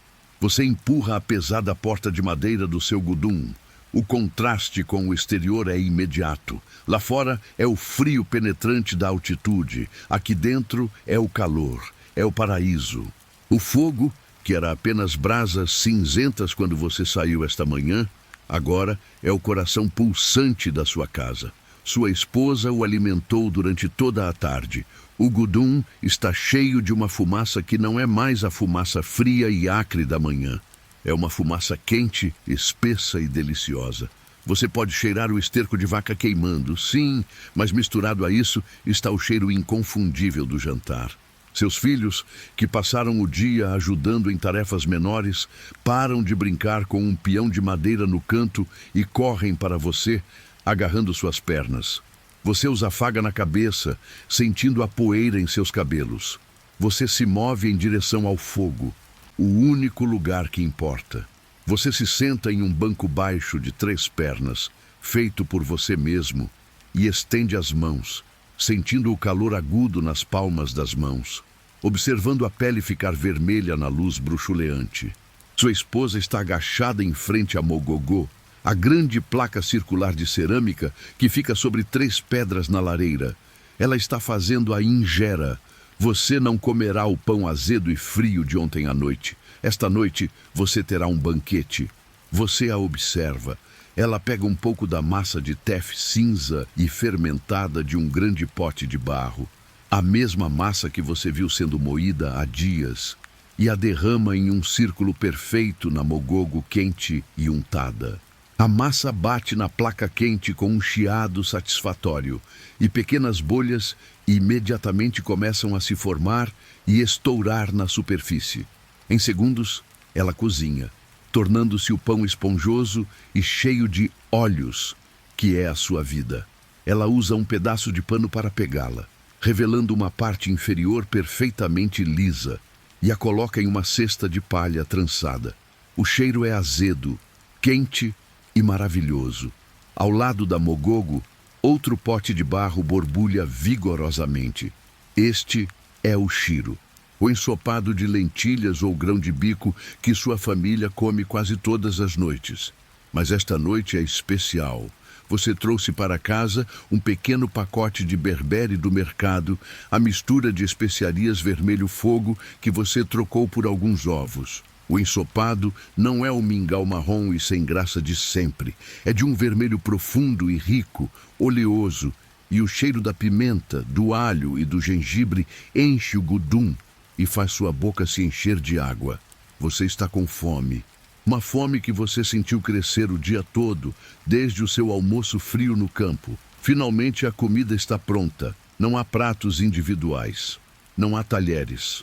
Sua esposa coloca uma única injera grande em uma bandeja de palha trançada, cobrindo-a completamente. Ela então despeja o shiro borbulhante diretamente no centro da injera, criando uma piscina vermelha e fumegante. Ela coloca a bandeja na mesinha baixa, ou talvez apenas no chão, sobre uma esteira limpa. A família se reúne. Você primeiro, depois seus filhos, depois sua esposa. Vocês todos se lavam as mãos em uma bacia de água que ela providencia. Então, usando apenas a mão direita, você rasga um pedaço de outra injera da cesta. Você a usa como uma colher. Você a mergulha na borda do ensopado, pegando o shiro e a injera encharcada de molho por baixo. Você leva à boca. O sabor explode. O calor da pimenta, a textura terrosa das lentilhas e, o mais importante, o sabor azedo da injera quente que corta a riqueza do ensopado. É perfeito. É a combinação de sabores pela qual você trabalhou o dia todo. Vocês comem em silêncio por um tempo, o único som sendo os mergulhos e os suspiros de satisfação. É comunal. Você não come sua comida. Você come a comida do mesmo prato. É um ritual que o liga à sua família de uma forma que 1000 palavras não conseguiriam. O ensopado acaba e a ingeira por baixo, que agora é uma deliciosa esponja encharcada de molho, é dividida e comida. Seu estômago está cheio e quente. O frio lá fora não pode mais tocá-lo. E agora, a recompensa. Sua esposa vai até um canto escuro e levanta um grande pote de barro coberto com um pano. Você sorri. Tela. A cerveja. Não a cerveja forte do quartel, nem o vinho importado dos gregos que o nobre Endungur bebe. Esta é a cerveja da casa. É uma bebida espessa, turva, da cor de água de rio barrenta. É feita de cevada ou tef, que ela mesma torrou, dando-lhe um sabor levemente defumado, fermentada por alguns dias. Ela a filtra através de um feixe de palha em canecas de barro. Você toma um gole longo, é azedo, é borbulhante, tem gosto de pão líquido e você pode sentir pedaços de grãos não filtrados na sua língua. Tem um teor alcoólico baixo, o suficiente para relaxar seus músculos doloridos, mas não o suficiente para te derrubar. É nutritivo, é parte da sua dieta, não apenas uma bebida. Vocês se sentam ao redor do fogo moribundo, saboreando a tela, e a noite começa. Não há telas, não há livros para você, você não sabe ler. O entretenimento é uns aos outros. Seu vizinho, ouvindo o silêncio após o jantar, bate na sua porta. Ele entra com seu crar, o pequeno instrumento de cordas, uma lira de 5 cordas feita de uma cabaça e couro de cabra. Ele se senta perto do fogo e começa a tocar. O som é fino, metálico e estranhamente assombroso. Ele canta uma música sobre a colheita, uma canção longa e monótona que lista os nomes de todas as famílias da aldeia e deseja-lhe sorte. Você bate palmas no ritmo, sua esposa canta uma harmonia. Então, seu vizinho para de cantar e começa a contar uma história. Ele conta a história de um demônio do rio que foi enganado por um menino inteligente. Você já ouviu isso 100 vezes, mas você ri nos mesmos lugares. Você conta a sua própria história. O que você viu no mercado, o preço ridículo do sal, o jeito engraçado como um guarda-chumita tropeçou. É a sua notícia, seu teatro, sua comédia. É assim que sua cultura vive e respira. As crianças adormecem no chão, perto do calor das cabras. O crar é guardado. A tela acaba. A conversa morre. O fogo agora são apenas brasas vermelhas e a fumaça quase desapareceu. É hora. Você apaga a pequena lâmpada de óleo, a única outra fonte de luz, e a escuridão toma conta. O crar está silencioso. A última gota de tela foi bebida. Sua esposa, com um movimento que ela fez 10.000 vezes, pega a cuia de água e a derrama sobre as brasas restantes da lareira. Há um chiado sibilante, um suspiro de vapor que sobe e atinge seu rosto, e então uma nuvem de fumaça acre enche o gudum por um momento. E com essa nuvem, a última luz se vai. O pequeno buraco no teto, que antes era um quadrado cinza de céu crepuscular, agora é apenas um preto ligeiramente menos preto. O fogo, seu coração, seu sol interior está morto. A lâmpada de óleo, com sua chama do tamanho de uma unha, é apagada com uma pitada de dedos molhados. E é quando ela te atinge. A escuridão. Não é a escuridão que você, o viajante do tempo, conhece. Sua escuridão moderna é uma farsa. É a luz laranja poluída das cidades, o brilho azul dos seus eletrônicos, o ponto vermelho do carregador. Sua escuridão nunca é total. Esta escuridão, no entanto, é antiga. É a escuridão do reino de Akshum. É uma substância física, um veludo preto e pesado que cai sobre o mundo. Ela preenche o gudum instantaneamente. Você levanta a mão na frente do seu rosto, a 1 centímetro dos seus olhos. Você não pode vê-la. Você não pode ver o contorno da sua esposa a 1 metro de distância. Você não pode ver o teto. Você não pode ver o chão. Você é cego. Você se move de sua cadeira para sua plataforma de dormir puramente pela memória. 4 passos para a esquerda, evitando o pote de água. O chão de terra batida é frio sob seus pés descalços. Você se senta na sua cama de pedra ou madeira. O toque é familiar. Você alcança seu travesseiro. Aquele bloco de madeira entalhado com a curva para o seu pescoço. Parece um instrumento de tortura, mas é o seu único conforto.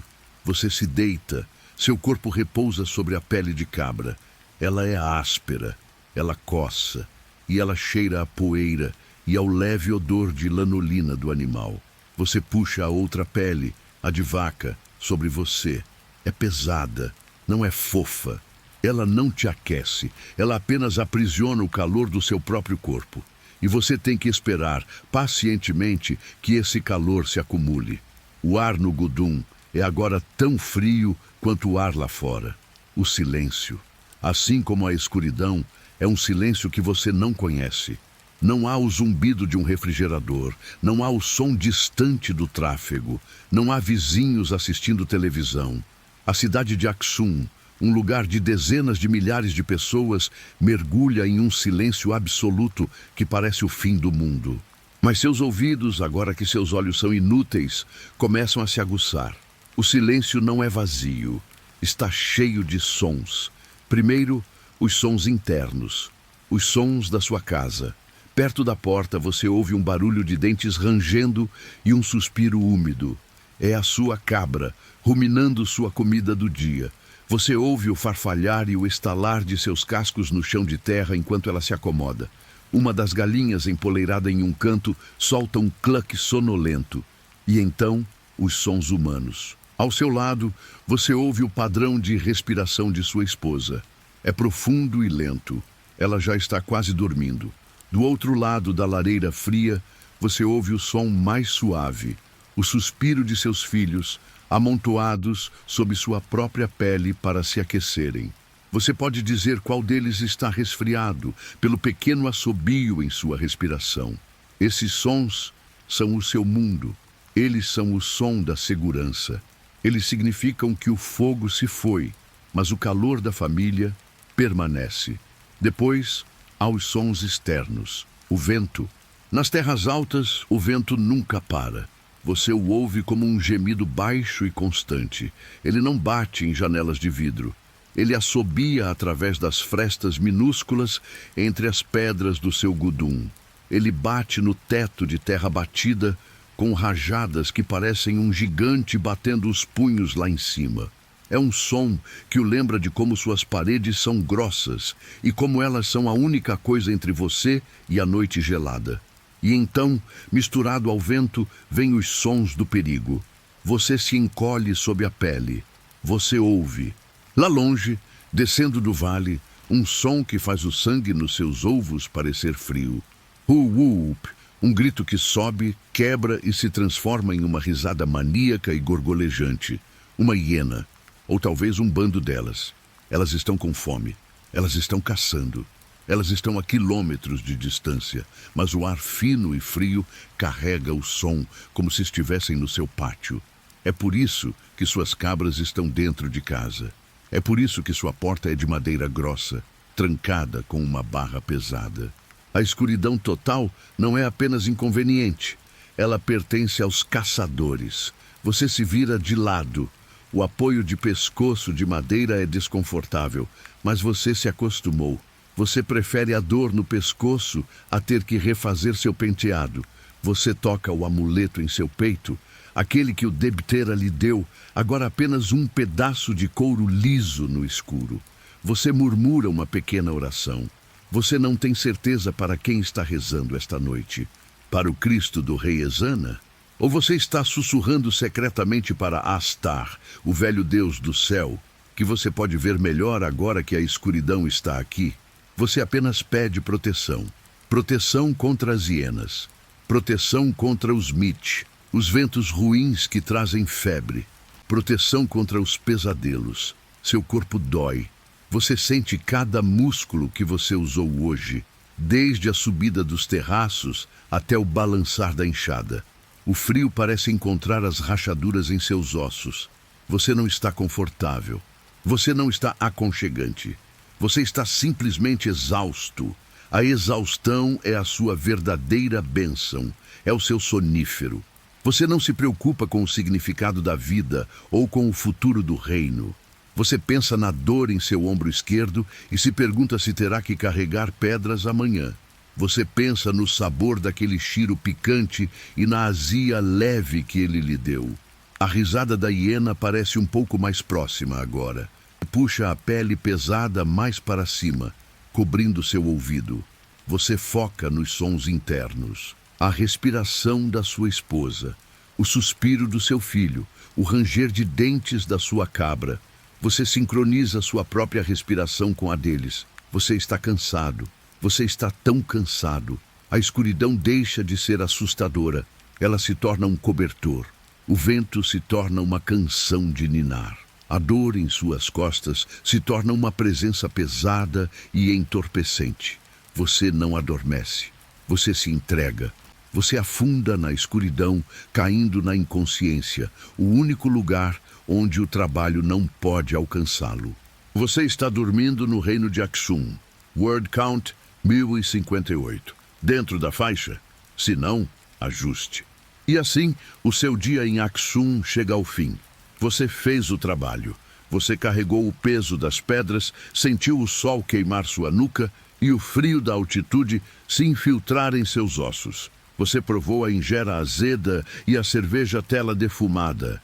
Você negociou com o caos de Adulis e ficou maravilhado com o poder silencioso dos palácios. Você sentiu o medo das hienas na escuridão e o calor do fogo da sua própria casa. Agora, essa jornada termina. A escuridão que tomou conta do seu gudum de pedra não é mais uma ameaça, é um convite. É um sinal de que o seu trabalho, por esta noite, está completa e verdadeiramente terminado. Você pode deixar o peso daquela pele de vaca pesada, a aspereza da plataforma de pedra e o som do vento nas montanhas para trás. Sinta como as paredes de pedra de Aksum se dissolvem e o ar frio da noite se torna quente. O som da hiena distante desaparece, substituído por um silêncio profundo e reconfortante. O apoio de pescoço de madeira que o atormentou se desfaz, e você sente sua cabeça e ombros relaxarem profundamente em algo incomparavelmente macio e seguro. O peso da sua própria existência, o peso de sobreviver, tudo isso se levanta de você. Você não é mais o fazendeiro, o soldado ou o construtor. Você é apenas você. E você está seguro. Você está confortável. Você está em casa, na sua própria cama, protegido de todo o trabalho do mundo antigo. Não há nada que você precise fazer agora, exceto flutuar nesta escuridão quente e gentil. Você pode descansar.